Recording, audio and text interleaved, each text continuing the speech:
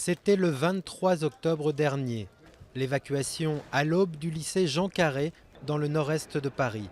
Avec ses 1300 migrants, cet établissement désaffecté était le plus grand squat de migrants de la capitale. Votre carte, s'il vous plaît. 6 mois plus tard, on ne rentre plus ici qu'en montrant carte blanche. Le lieu, désormais confié à la gestion d'Emmaüs, n'accueille plus que 145 migrants, dont s'occupent 24 heures sur 24 une trentaine de professionnels. Résultat, la promiscuité et la saleté ne sont plus qu'un mauvais souvenir. Mohamed, un paysan arrivé du Soudan après avoir traversé la Méditerranée et dormi dehors pendant 1 mois à Paris, apprécie. Ici, on est protégé de la pluie, du froid, de tout en fait. Et je peux dire qu'ils ont très bien arrangé cet endroit. Et oui, j'apprécie beaucoup ce qu'a fait Emmaüs. C'est du bon boulot. Haricot.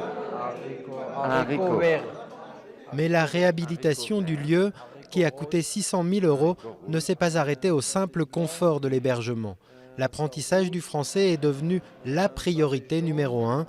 Pour cela, on a fait appel aux bonnes volontés du quartier. Une des clés essentielles quand on est dans un pays, c'est de savoir parler, de comprendre ce qui se passe autour, de pouvoir échanger avec les autres, de pouvoir avoir des rapports à peu près corrects avec l'administration. Ils sont soumis à beaucoup de questions, beaucoup de papiers à remplir. Depuis avril, les réfugiés soudanais et afghans pour la plupart ont aussi droit à une médiathèque ambulante. Jeux de société, films en libre service, plateforme multimédia.